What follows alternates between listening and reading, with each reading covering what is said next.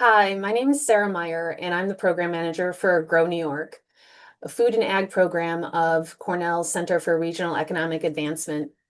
Today, we're offering the keynote, the eCornell keynote on cultivating food and ag innovation. And we want to introduce you to some of our 2025 Grow New York winners.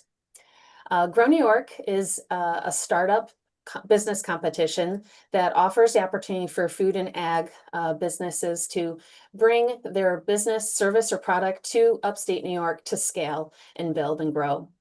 The top prize, being that it's competition, is $1 million. And there's also two $500,000 and four $250,000 prize levels. This program is funded by New York State, and its objective is to create economic development and impact in the upstate New York. The Grow New York region contains 22 counties of upstate New York and really is known as the hub for our food and ag ecosystem. And so today we have a few of our startups that have brought home prizes from the competition that took place just in November, last month in November, Canandaigua. Each of the finalist teams, which there are 20 of them, give a 10-minute pitch after they've spent 10 weeks honing and developing that pitch deck, as well as spending time in the region visiting, and also making connections and building relationships amongst some of our regional resources that are intended and strategically thought to help them build and grow. And so today we have three teams. We have Breckland, our $1 million winning team, Scene Nutrition, our $500,000 winning team, and Whipnotic, our one of the $250,000 winning teams. Here today as a panel to answer a few of my questions for them. We will be able to take questions at the end of the panel. If you'd like to put your questions into the chat, we'll get to those at the end. And before I begin, I just want to make sure that before I get into the questions, I want to make sure each of the teams are able to introduce themselves. So I'm going to welcome Eric from Breckland to introduce himself first. Please share who you are, what your startup is all about, and a little bit about your origin story.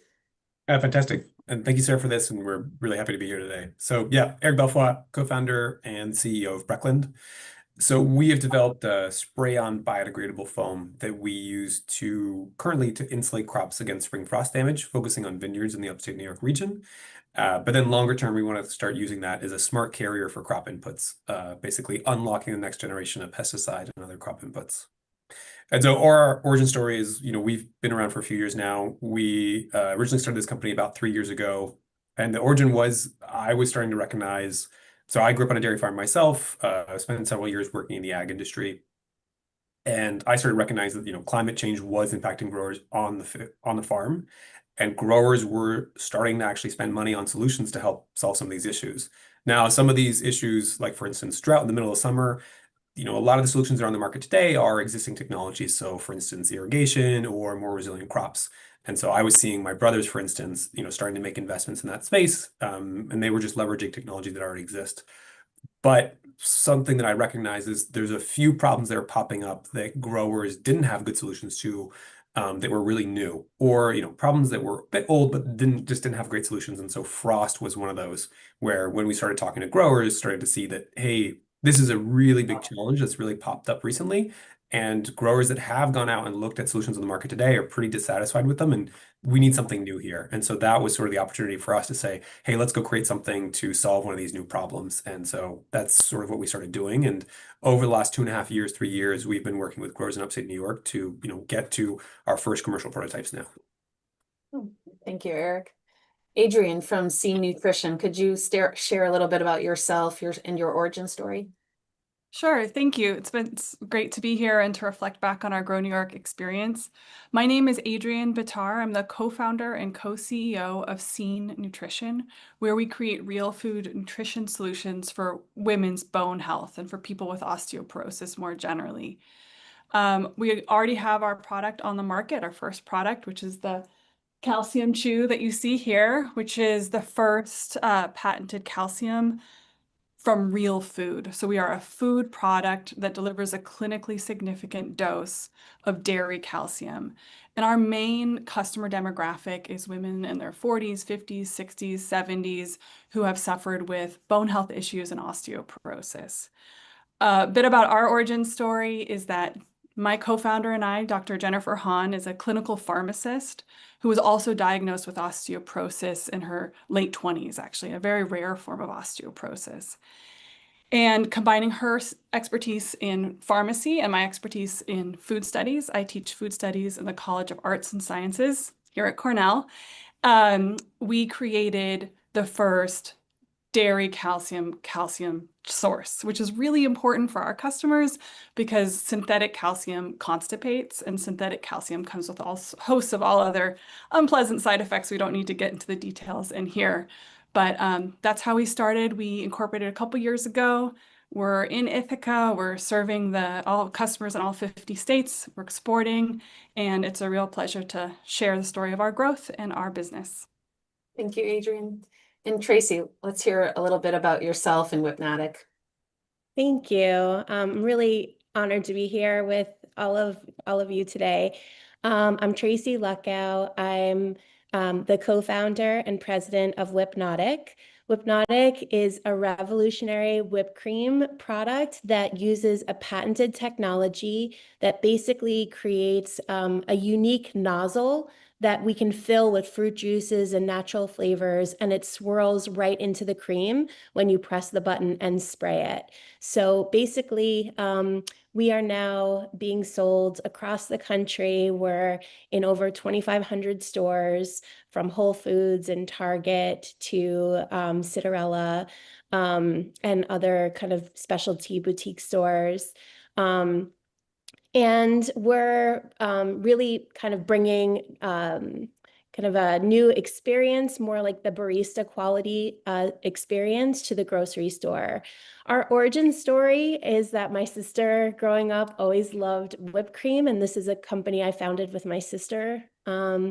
And we noticed that there was very little innovation in the category. So we wanted to bring something a bit new. And we saw that baristas all around the country were swirling sauces into cream. We wanted to do that and bring that to the grocery store, but do it in a healthier way.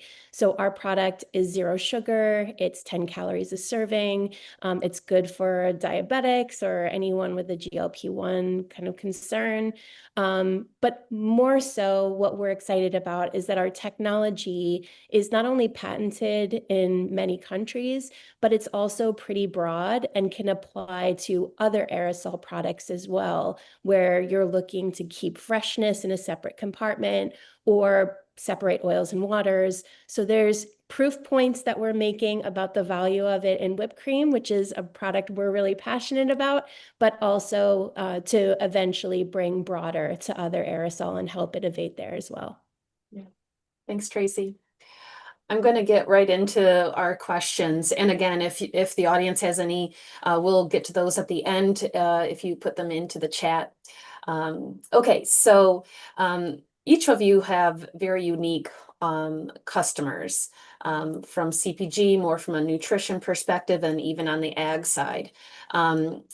You've obviously invested a lot of time and resources into customer discovery, and I'm wondering if you'd be able to share a little bit about your efforts and how integrating that customer feedback has influenced your product development and business strategies in New York State. Yeah, I'm happy to start with this one. Cool. I think, Thanks, Eric.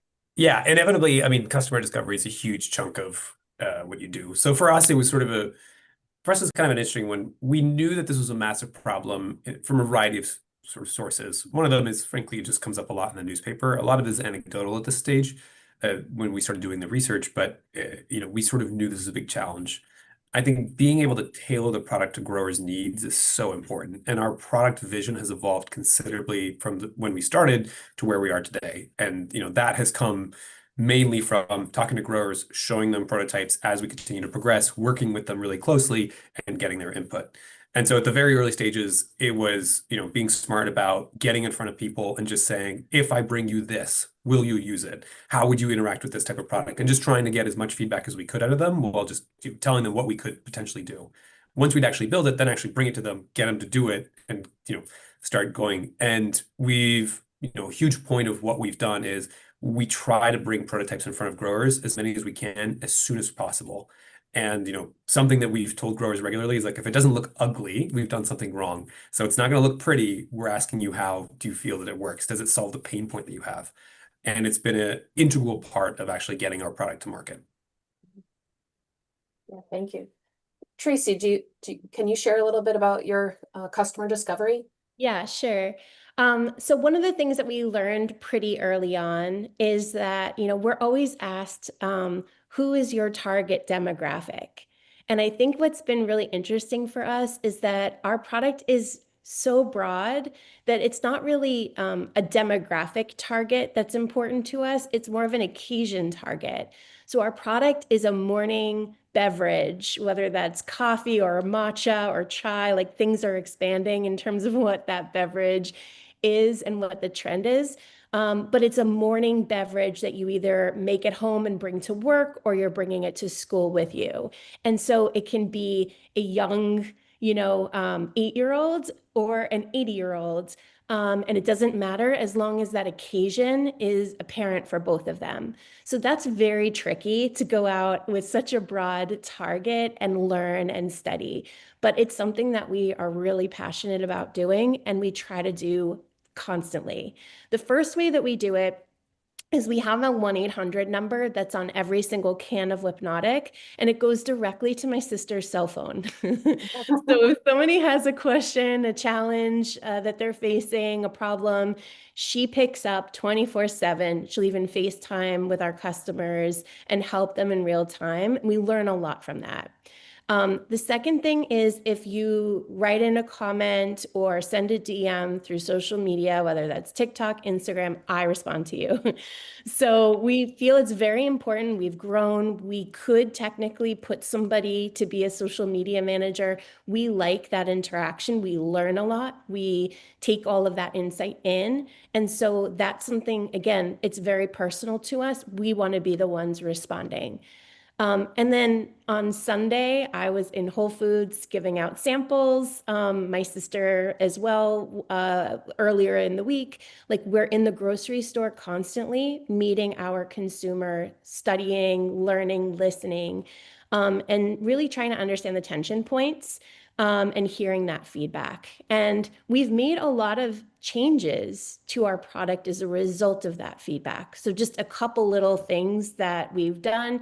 We've changed what our instructions look like on the back of our can and on our website. We've taken language that we've heard directly from the consumer's mouth and kind of made many iterations and changes until now, where we get much less calls about confusion on how to use the product.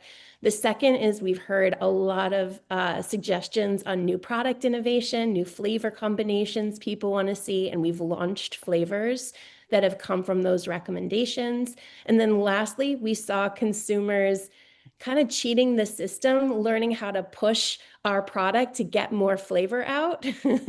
And so while our initial prototypes and products worked well and the flavor lasted throughout the whole can, with their cheating, we didn't have enough for the last little bit of whipped cream. So we actually made our patented technology a little bit bigger to hold more fruit juice and flavor, responding to what we saw the behavior being online. So those are just a few examples, but listening is very important. Yeah, that's really a creative response too. It's amazing how, maybe even how quickly you can have some sort of response or action taken from some feedback. Adrian, can you speak to Scene Nutrition's experience and how you use their feedback? Yes, I mean, customer discovery our customers are everything to us. Like our loyal customers are our biggest advocates. They're our fans. They're the ones that recommend the product to their physicians. And it's really important that we have a tight demographic. I mean, I think kind of what Tracy was saying, like it's harder when it's broader. And as we've grown, we've been able to broaden it, but we really had a tight focus in women 50s, 60s, 70s, and that's really the meaning behind our name. At the bottom of every bag, you can see it says "You are seen." Because for too long, women's health beyond the reproductive years, beyond what they call the service stages of fertility, with the onset of menopause, women's health has been largely overlooked and unseen. So we put our customer first right in the naming of our brand. Like our mission is to serve these women and their unique nutritional needs. And one of the joys, like maybe the greatest joy of being a CPG company is that direct line of contact. So when someone has an issue with their, or it's, with their order is misdelivered, or it's delivered to their summer home, or there's some bureaucratic mishandling, still we get to speak to them. We hear just yesterday, there was a customer in Bend, Oregon, and I noticed there was this flurry of customers in Bend, Oregon. So if anyone here is from Bend, maybe you can explain it. But I think it's just a few customers telling literally everyone they know. And, a woman, she had leaned down to reach up a piece of paper off the ground. She had dropped it, and she broke her leg. So for me to hear that story about osteoporosis so severe that a wired bra could break a rib, or leaning down can break your leg, that is what puts fuel to the fire. And it's like, this needs to stop. This is what drives us. Our customers drive us, and understanding their missions, their pain, like that's what the most important part of this company. That's really compelling and impactful work, meaningful work. So, well, all of you are prize winners, and so you've officially raised and received funds from Grow New York. Is there anything that you would, looking back, is there anything that you would do differently in terms of, funding your startup up to this point? Maybe Tracy, I'll put you on first. Sure. This is a question we get asked a lot, is about how did we fund our business so far?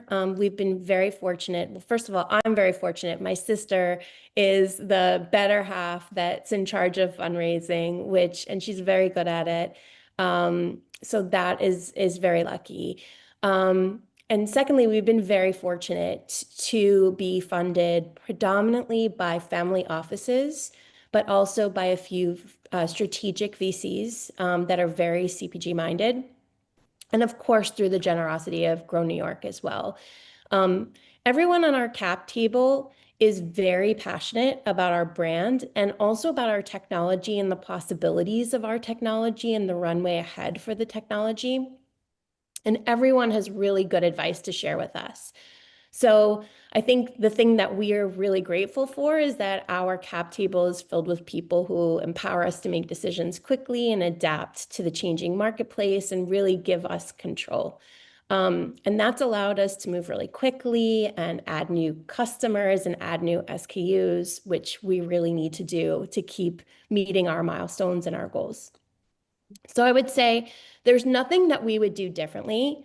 We've had a lot of yeses throughout the process. We've also had a lot of no's throughout our process of talking with VCs. But each time we have a conversation, whether it's a yes or whether it's a no or whether it's a not now, we learn a lot and get a lot of insight from those conversations. And we listen to those insights and change as a result of it. So it's a tough process. It's a challenging process. Sometimes it's a heartbreaking process, but there's always things to learn from the process.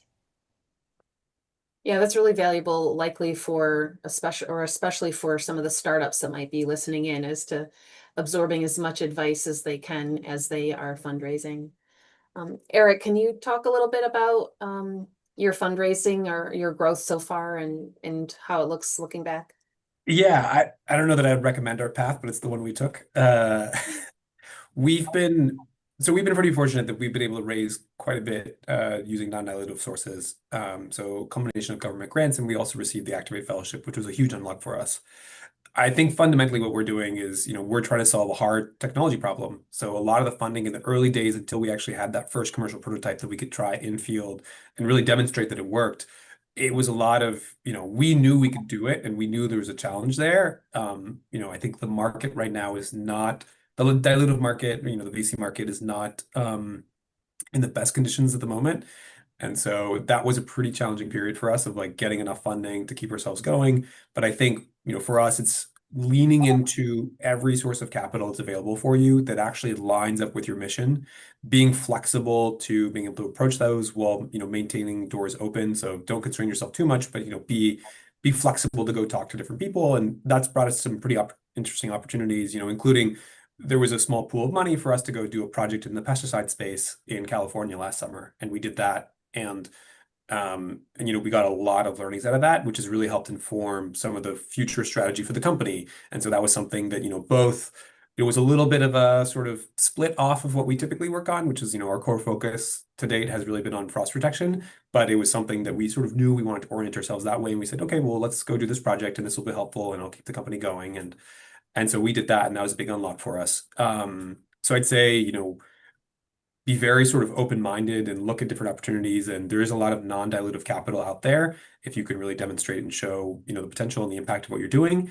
And then the other thing is that's definitely kept us alive is just you can do things twice as cheap as you thought you could. Like if you really push, you can really get way more done with what you originally expected. And that's also been a big unlock. We've been able to survive on substantially less capital than I think a lot of people assumed we could.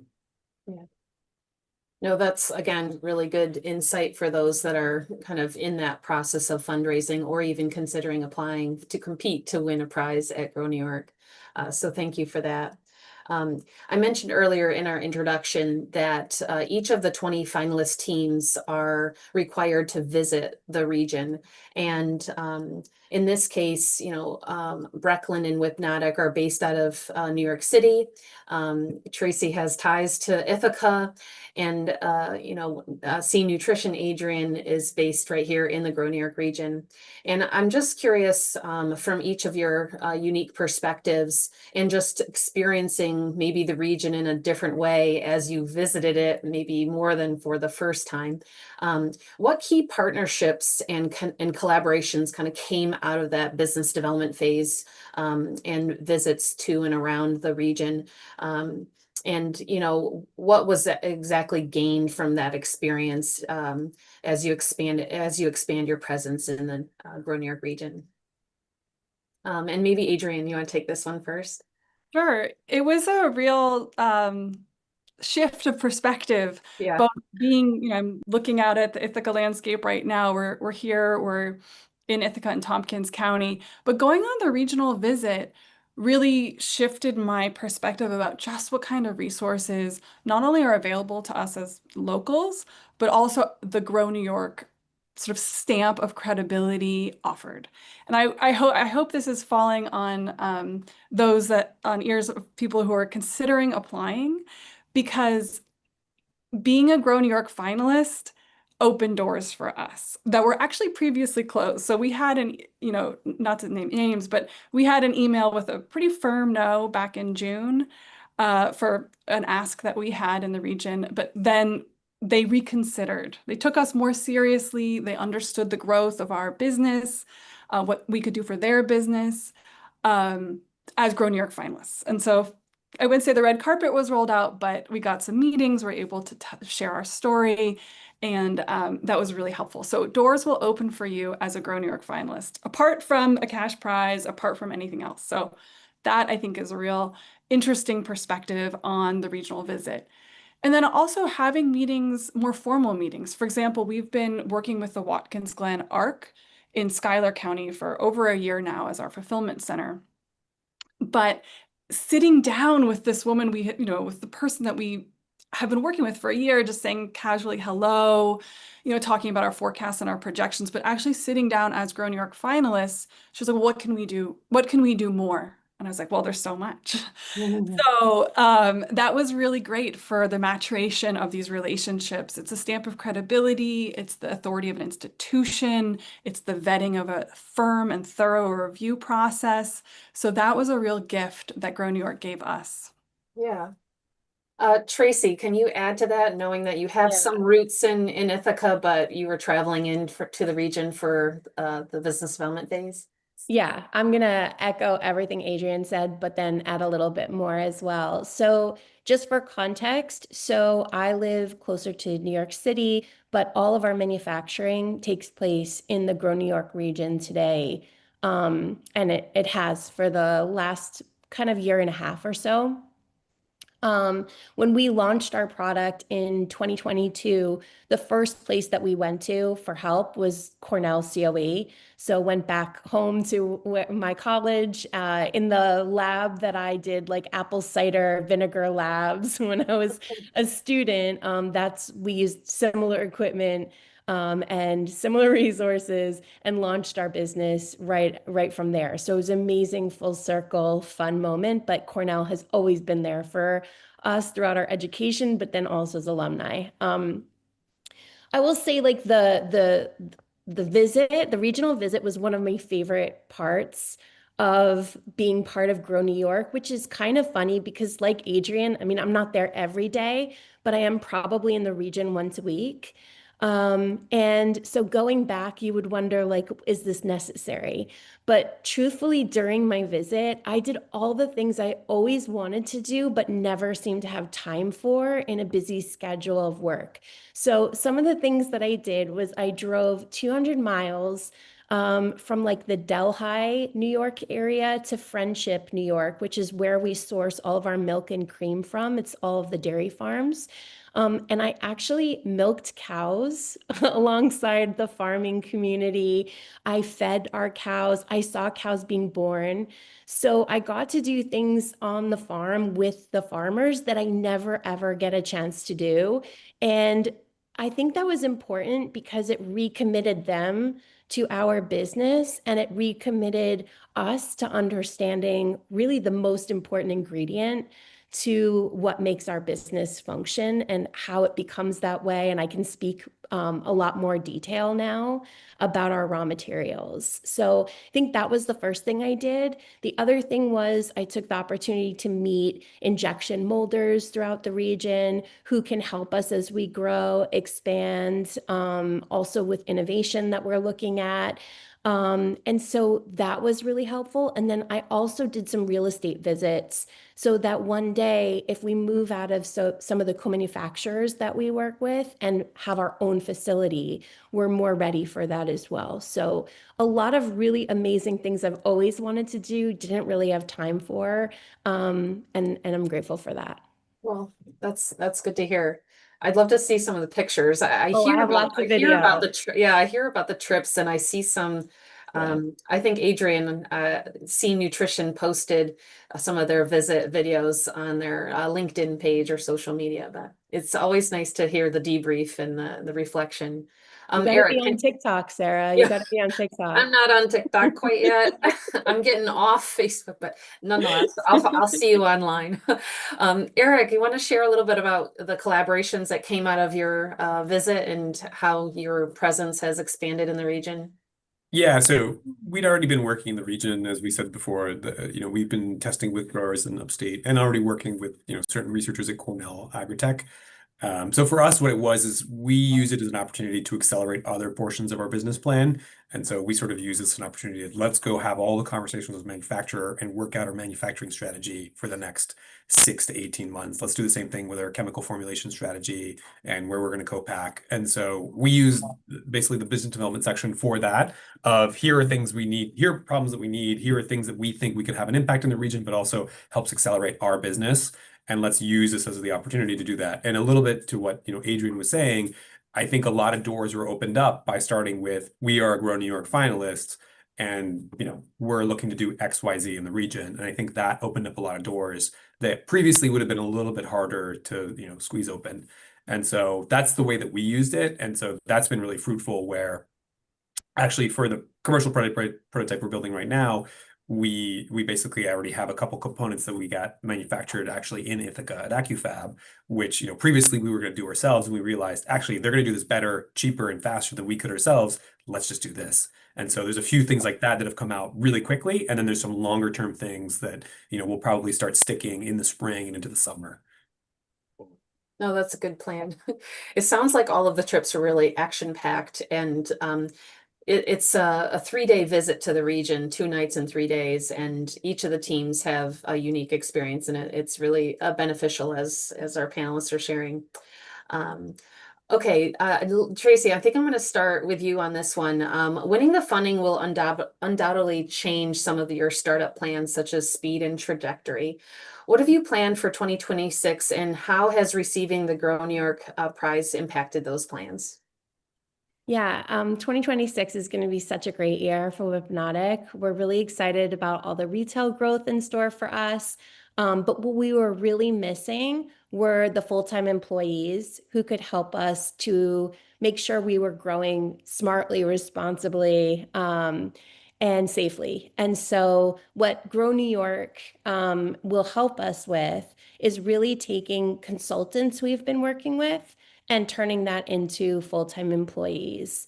And that way we're growing in the best way possible for longevity. And so that's what we're really excited about. It will also help us a little bit with accelerating some projects that we may have had for like more 2027, but it will, because of the new people coming on board, help us to bring them into 2026. So overall, we're so grateful. And I think our year is going to be better growth because of Grow New York. So how does 2026 look for you in terms of what your plans are, Adrian?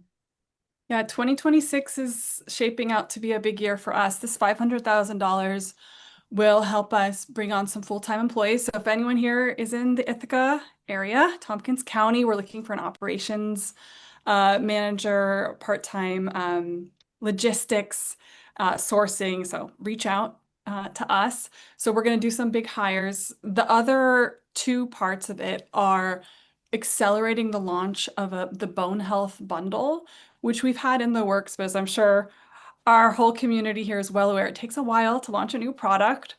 So we're working with the COE, the Cornell Center of Excellence up in Geneva, and we're hastening along that progress, getting it tested, right, approved and so on. So stay tuned for the Bone Health Bundle 2026, and then exports.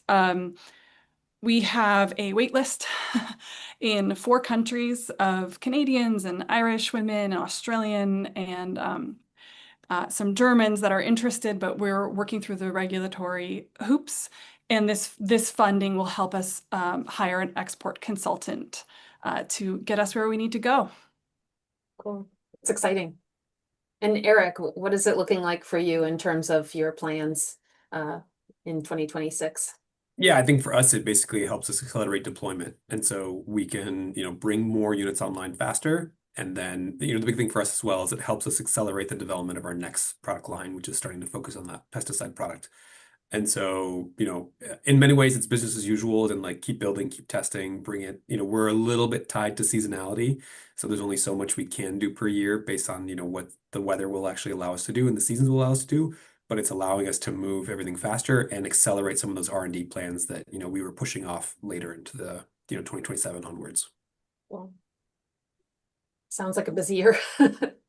Yeah. So both Tracy and Adrian have brought up the Center of Excellence for Food and Agriculture, and it's located at Cornell Agritech in Geneva, as Adrian mentioned. And I just want to share more broadly, this organization is also funded by New York State. They have business development specialists in the food category, a dairy specialist, as well as an ag business development specialist that met with just about all of our finalists prior to the competition in November. They are available to food and ag startups that are interested in doing work in the region. They can give some advice on your business model, obviously on the pitch. They're willing to listen to your deck. But yeah, any way that they can help you tap into resources. The COE is kind of our sister organization, and we're very supportive and have kind of like a synergistic relationship with them, as they often work with many of our startups and refer them to us for a fit for the competition. So I just want to make sure people are aware the Center of Excellence is out there, as well as our Grow New York team, to help connect and pull in startups to do work here. I have another question here, and this is another one that's looking into 2026, but this is more in the framing of applicants that are considering applying for Grow New York in 2026. Our applications will open in March and likely close in mid-May.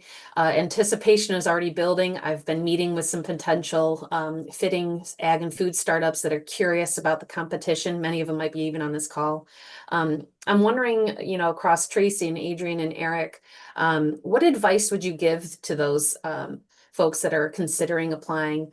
And if they are to become finalists, how would you coach them to engage with the program and the region?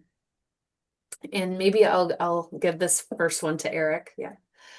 Yeah, I would not limit it to 2026, but to basically anybody who's actually thinking about applying to Grow New York over the next several years. I mean, the biggest thing is I think like plan for it long term is basically what I would suggest. So we actually went to the Grow New York Summit 2 years ago when it was hosted in Binghamton, New York, and went to it. And part of the goal for us was just understanding, what is this all about? What is actually happening here? How do you win? What are companies doing? And I think if you look at the three finalists on this call, the one thing that basically we all share is we've all been working in this region for a little while. We're all familiar with what's going on here. And if you ask the question of what companies are going to do well in this region and continue to accelerate their growth, but also bring contributions to the region, because it is an economic development competition. The goal is to create jobs and opportunities and accelerate R&D and innovation for the region. What companies are going to do that well? And I think it sort of makes sense that the three of us would have been finalists that actually would have been winners. And so I think that's the big thing, is from a long perspective, start thinking about, is this really the best fit for me? Are we as a company that's going to do well here?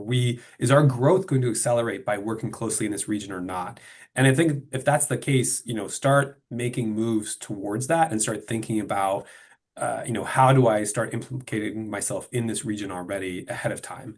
And I think that will pay large dividends, and that will be a determining factor in whether or not you're selected and whether or not you have a good chance of winning. Yeah. Adrian, do you have any advice to those that are considering applying?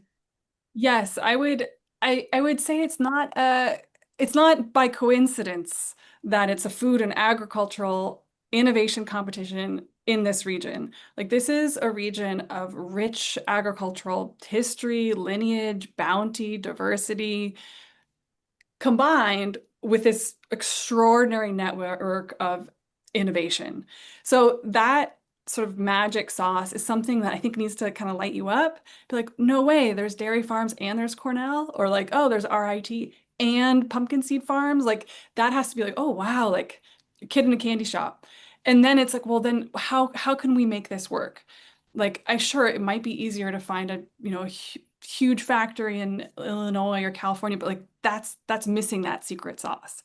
So I think if that gets you excited and you understand the resources here and how they can kind of fit together, and respect the people that are working and living and making their, raising their families here, like this is a wonderful competition. It's absolutely wonderful, because not only is it respecting the resources in the region, it's also a welcome. This is one thing I thought was cool about Grow New York. It's like a welcome invitation. It's like, please come over, see what we have to offer, like enjoy our food, enjoy our people. And then you can take away from it, like, actually, there's more to New York State than Manhattan, and this is a wonderful place to be. So I like that aspect. No, definitely. It's a unique place and attractive too to many startups. Tracy, what are your thoughts for any advice to applicants that are even considering Grow New York? Yeah, I mean, first I'll shout out applicants from previous years who didn't make it to the finals in the year where they applied. So my sister and I have applied to this competition. This was our third try. So if at first you don't succeed, just as in business, you have to be persistent, even in these competitions as well. So we learned each time, we got feedback on why we didn't make it to the finals. We kept doing what we needed to do for our business and kept moving. And that got us closer and closer until we finally made the finals. So if you didn't make it, keep trying. I would say there's like 3 different ingredients that I think are important for the competition. The first, Eric already hit on, which is authentically want to be based and operate and grow in New York. That's something, as he said, the three of us kind of already had in common long before the competition, and was, critical for our business models. So that I think people see through if it's not authentic. And I think it's really critical because it is a long-term commitment that you're making by being part of this community. The second thing is that once you do make it to the finals, the first real thing that happens is that you get a mentor. And the mentor is based in the region. And I have to shout out my mentor, Tom Seymour. He is the smartest, kindest, most connected, most loyal human being on the planet. And we knew him a little bit before we were assigned to him as our mentor, just from being and working in the region, and just by nature of who Tom is by himself. But we really got to know him a lot better through this competition. We really trusted in him to make connections for us, introduce us to people, give us advice. And honestly, if we hadn't won, we would have won anyway, just through our relationship with our mentor. So I would say that is a huge benefit that you get by being part of this competition. And then the third thing that I would say is that being in this competition is a lot of work. There's a lot of checkpoints, there's a lot of things you have to do, but I really think it's worth it, because every single thing that you do to be part of the competition makes your business just authentically stronger. And so having a pitch that's really strong, that's really tight, that's really well designed, like that has already been useful to us in other conversations. My sister and I both came from large CPG companies where we had to do 5-year strat plans on another brand that we were assigned to, but doing it for ourselves wasn't something we necessarily took the same structure to. But having, to be part of this competition, we had to be more rigorous. And I think our financial planning, our vision for our future is just much tighter. We know where we're headed in a better way because of Grow New York structure. So that is my thoughts. That's really wonderful advice. And I want to kind of offer an opportunity to the audience. If you are a startup in the food and ag field and you're even curious, questioning your fit, seeing if you're eligible, please give us an email. Send us an email at grow-ny@cornell.edu, and we can schedule a one-on-one. You and I can meet. We can verify eligibility and fit. And the sooner you do that, the more time you'll have to prepare a really strong application. And I loved how Tracy tapped into our mentorship program and complemented that.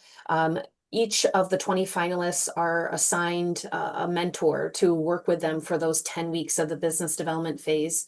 And they are there for establishing relationships, introductions, making connections, coaching them through their pitch deck, really attending webinars with industry leaders, working through their pitch critique, just all of the trip coordinations and just advising them on how to go forward to ultimately win the competition. There are 7 winning teams of 20 finalists, and all of those are also listed on our website. So if you're curious to learn about the other winning teams or even the other finalists, please tap into that resource. I'm going to ask like maybe one more question, but after that, turn into the chat. So if the audience does have questions, please enter it in the chat now, and then I'll turn to that after this final question. And this is somewhat maybe just a personal question as to, what inspired you to start your business, and how did you identify the unique problem that your company aimed to solve? And I think this could go different ways, and I'm kind of curious because it gets into your origin story, but really, how did you come up with this idea? And Adrian, I think I'll start with you as to just where you saw how you saw that problem and figured out how to solve it in your way. Yeah, it's a great question because it's a problem that, like, it's one of these amorphous problems that when you think about women's health generally, especially women's bone health, it can feel insurmountable, right? It's such a, especially osteoporosis. There's so many different ways that osteoporosis is diagnosed, how osteoporosis is experienced. But what Jenny and I saw was how we, as individuals, as professionals, as a pharmacist, as a food studies scholar, what we could bring to the table. Like, we're not going to cure osteoporosis, although I wish we could. But we can do is she understood medicine. I understand food. She had her experience of osteoporosis and the pain that accompanied that. I saw my mom struggle for the last 30 years. She was diagnosed at 47. She's in her 70s now. I mean, that's the bulk of your life. This isn't a niche problem affecting a small group. This is some 40 million Americans counseled by their physicians to eat calcium. Yet we know from a food studies perspective, from a nutrition and public health perspective, that's virtually impossible to eat the required 1,200 milligrams of calcium from your diet alone, especially as you age and your caloric needs decrease. It's like, why hasn't anyone done this? Why hasn't anyone just taken a look at what they can offer and figure out a better way to deliver bioavailable calcium? And when Jenny and I were talking, that it was like the summer of 2021, I believe, like, why hasn't anyone done this? Why hasn't anyone done this? Well, then it's like, well, like, we have to do it. We have to do it.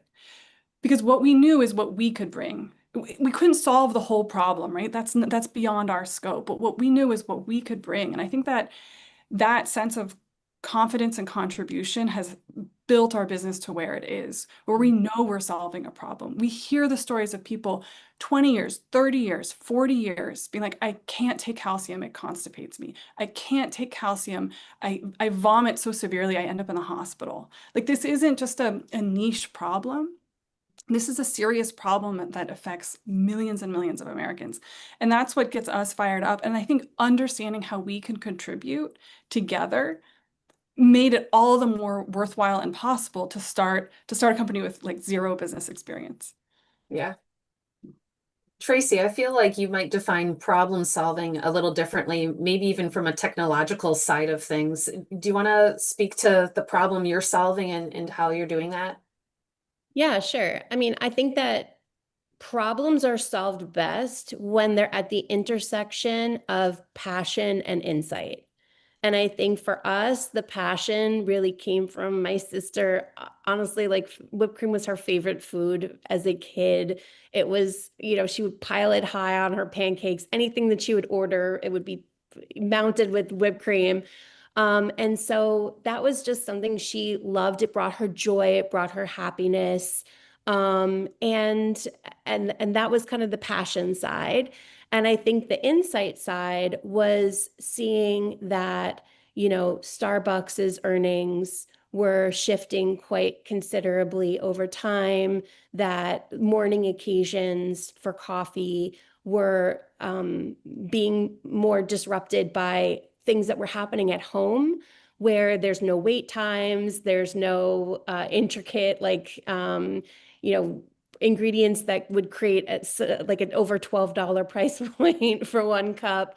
So I think economic shifts and all of that led us to seeing that there was really room for more innovation in the grocery store that mimicked what that experience is in the barista world. Mm-hmm. And then I think the second thing that we love, besides finding that intersection between passion and insight, is we love going to war, which, if you're a business-minded person, that's the fun part. And we had one competitor, and, we could be the second kind of challenger to that one competitor in the category.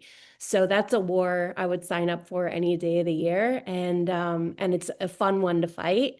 And the more that you become obsessed with what you're fighting, the more you realize that the doorway, the pathway is broader than you realized. And we saw beyond our category to all of aerosol.